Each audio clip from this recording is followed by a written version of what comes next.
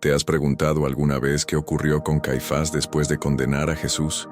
Ese hombre, vestido con túnicas sagradas, que lideró el juicio más injusto de la historia, desapareció del relato bíblico sin dejar rastro, pero su silencio grita, y su destino podría ser una advertencia directa para esta generación, porque cuando alguien toca lo sagrado con manos impuras, activa fuerzas espirituales que no puede controlar.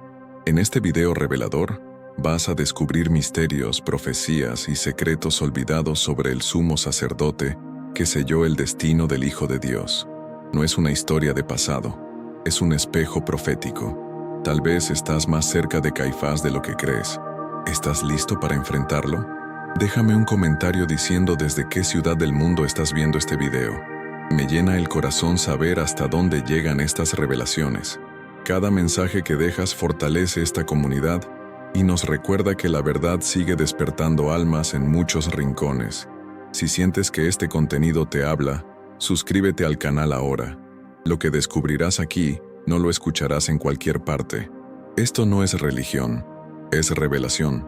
Detrás del juicio a Jesús no solo había un consejo religioso confundido, ni solo una multitud manipulada. Había un poder invisible operando entre bastidores, moviendo las piezas para cumplir una profecía que desde el Génesis ya había sido anunciada.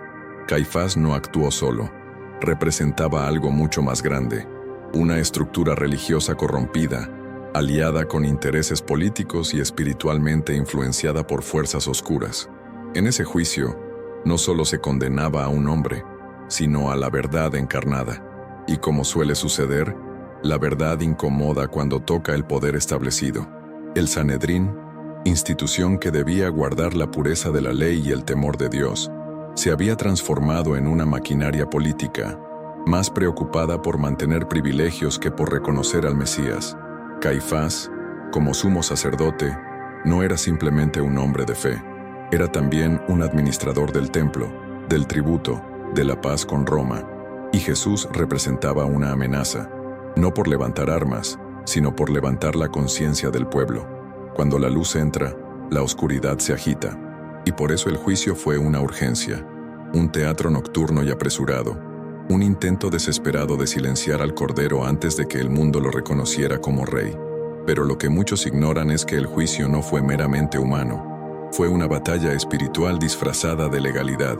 Las Escrituras nos muestran que Satanás ya había entrado en Judas, Lucas 22:3, y ahora se movía también en el corazón endurecido de quienes decían representar a Dios.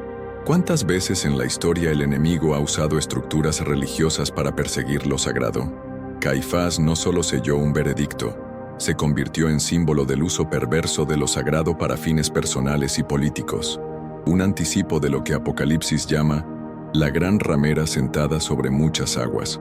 Lo más perturbador es que, a los ojos de la multitud, todo parecía legítimo. Había testigos, jueces y una aparente preocupación por la ley. Pero el juicio fue una farsa. Los testigos eran falsos, las preguntas eran trampas y el veredicto ya estaba decidido. La verdadera motivación de Caifás no era la justicia, era el miedo. Miedo a perder su lugar, su influencia, su control, y ese miedo fue alimentado por un sistema espiritual que odia la verdad, porque sabe que la verdad liberta. Caifás fue instrumento de una agenda infernal, incluso sin entenderlo del todo. Ahora bien, ¿cómo llegó un sumo sacerdote a ser parte de semejante injusticia? ¿Qué alianzas, qué decisiones, qué pactos silenciosos abrieron la puerta a tal oscuridad? Eso lo descubriremos en el próximo tópico. Caifás y su alianza con el imperio. Caifás, como sumo sacerdote, debía ser la voz del pueblo delante de Dios y la voz de Dios delante del pueblo. Sin embargo, al observar su relación con el imperio romano, descubrimos algo alarmante. Se había convertido en un intermediario político, más que en un intercesor espiritual. Durante su mandato, mantuvo una relación cercana con Poncio Pilato y con otros oficiales romanos, no por reverencia, sino por conveniencia. Su permanencia en el cargo dependía de su habilidad para garantizar que el pueblo judío no causara disturbios, y para eso, debía silenciar cualquier voz que despertara rebelión o esperanza mesiánica. Jesús no vino con espadas ni tropas, pero su sola presencia agitaba corazones, abría ojos y confrontaba estructuras. Su mensaje de reino no pasaba por César ni por el templo, era celestial, y eso representaba un riesgo para el status quo.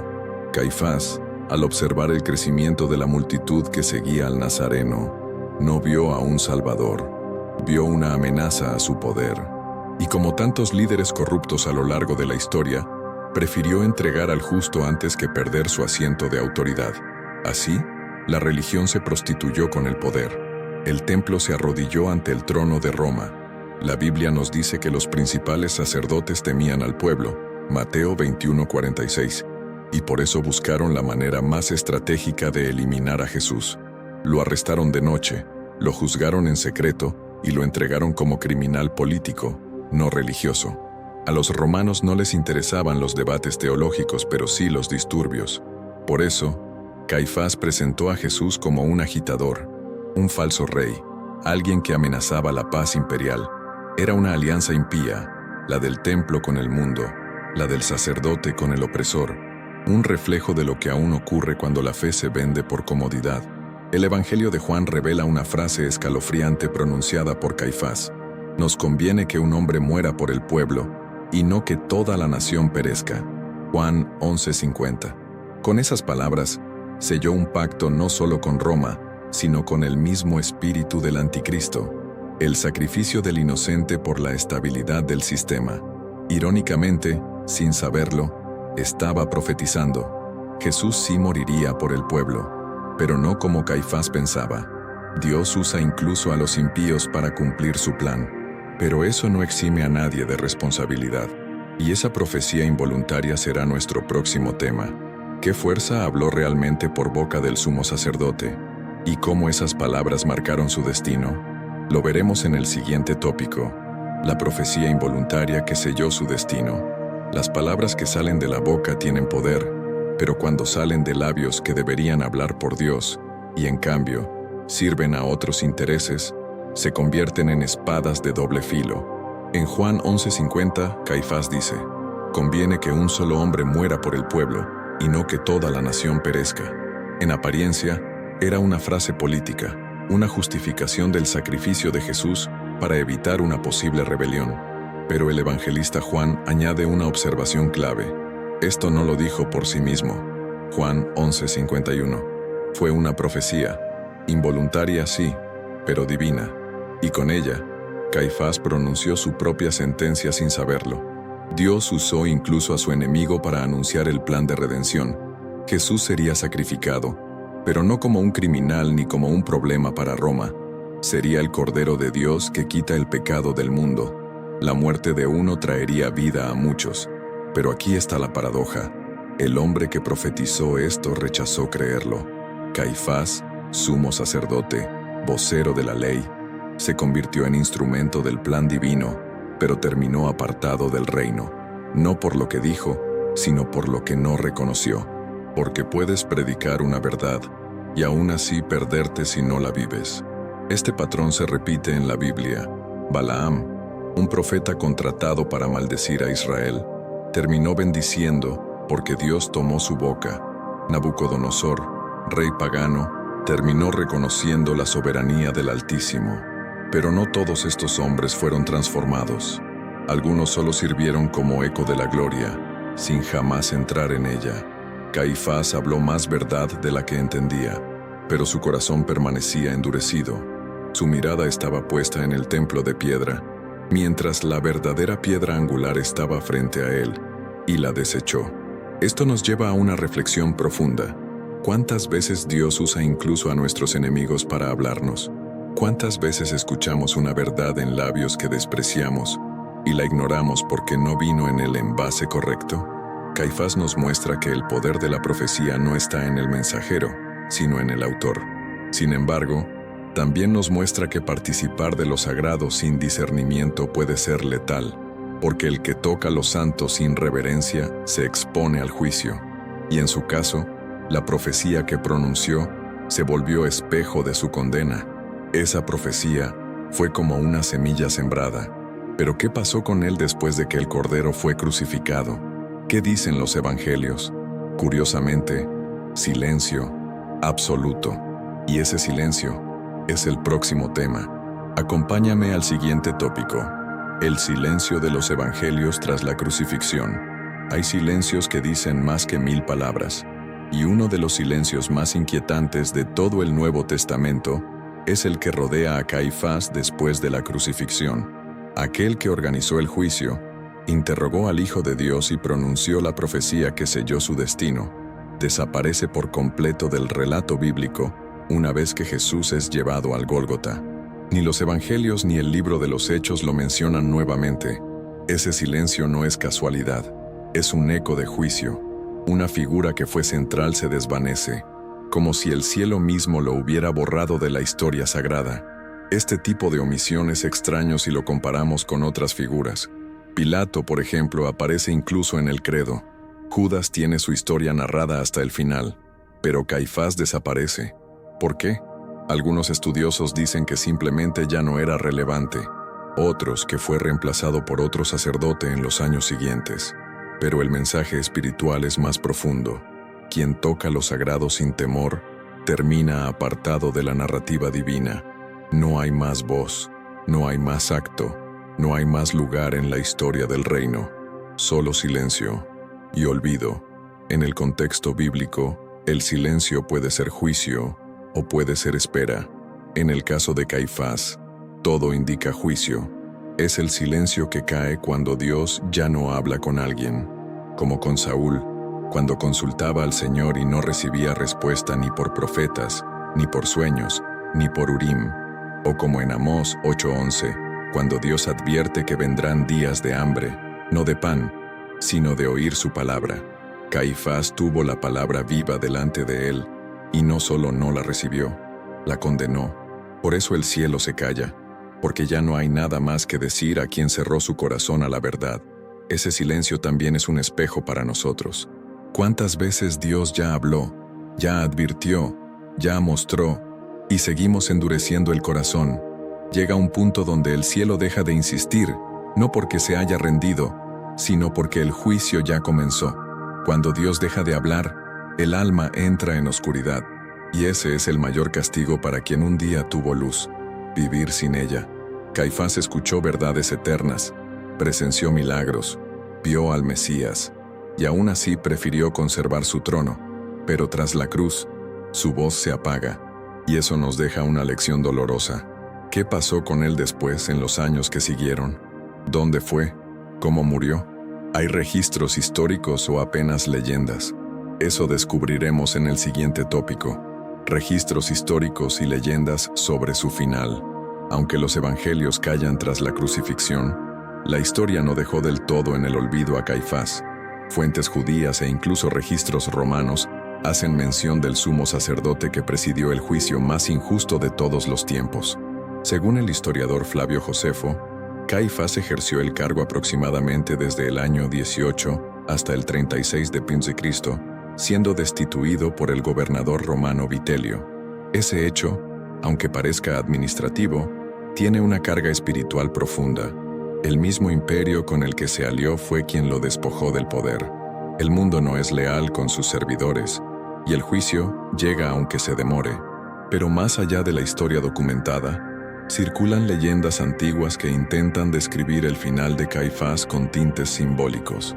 Algunas narraciones cristianas tempranas aseguran que murió en el desprecio, atormentado por visiones del justo a quien condenó. Se dice que en sus últimos días el rostro de Jesús aparecía en sus sueños y no lo dejaba descansar.